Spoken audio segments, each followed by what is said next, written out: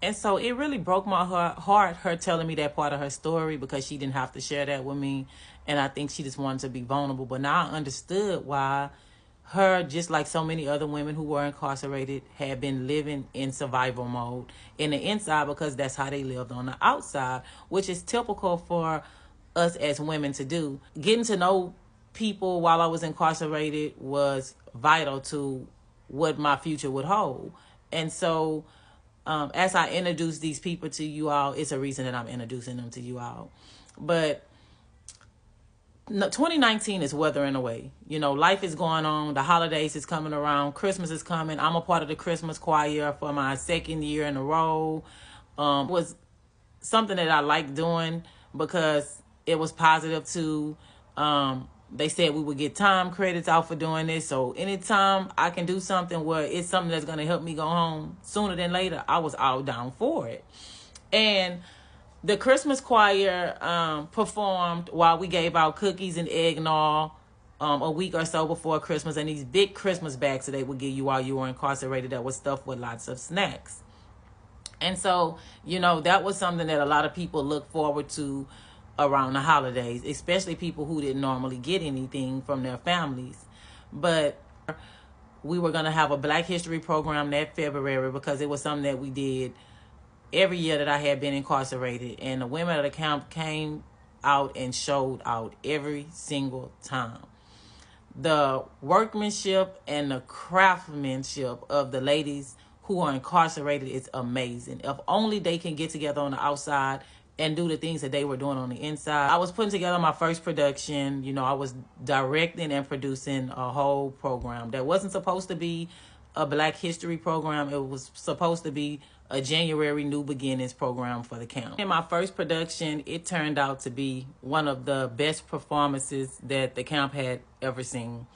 Like, I remember going through so many things leading up until having this program. There were people who were supposed to perform with me on my 7 Deadly Sins skit, and literally 30 minutes before the compound went in for count, 3 people came up to me and said, "I'm sorry, Bush, I'm not going to be able to be a part of that skit anymore."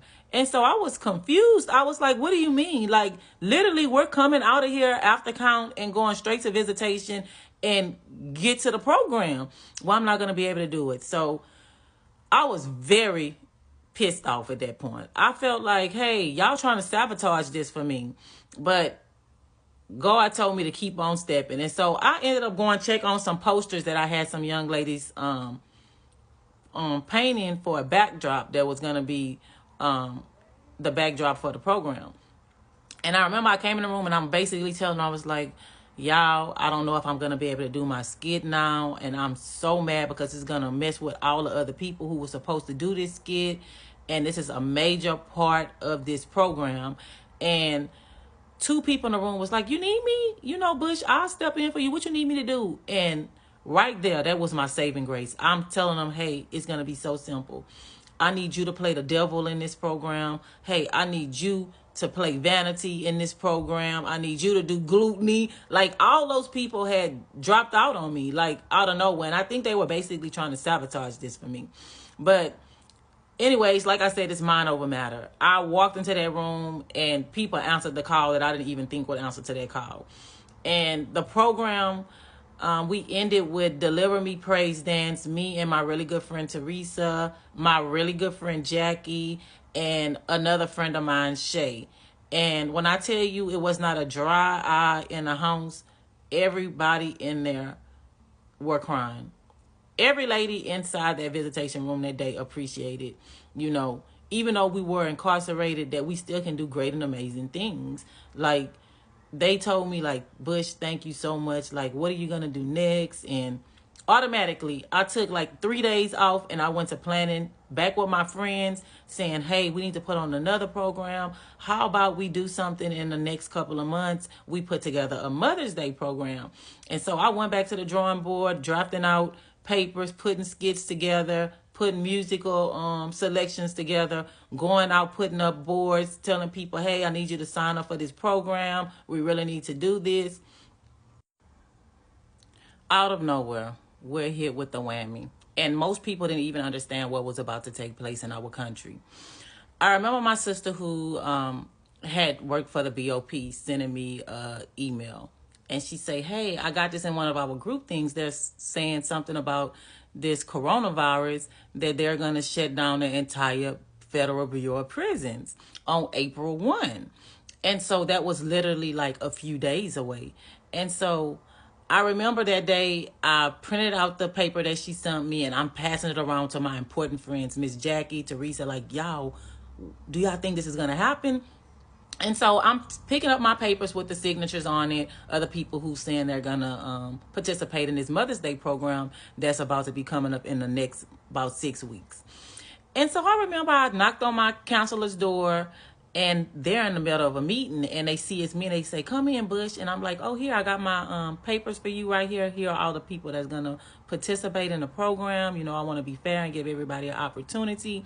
And we had already discussed it, and he was like, well, Miss Bush, I don't know. There's a lot of stuff that's about to happen.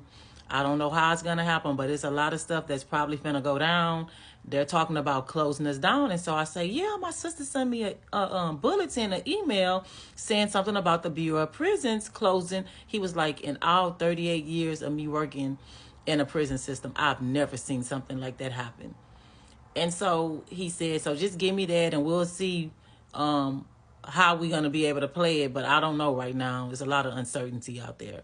And I remember I left out that office and I went met up with my friend Teresa, and I'm telling her basically I just went to the counselor's office. They're all in there, the whole unit team. They're having a meeting right now about this potential lockdown of the Bureau of Prisons. Little did we know that this would be one of the biggest and first lockdowns that the Federal Bureau of Prisons ever experienced, and it would be one of the most dire times of my incarceration.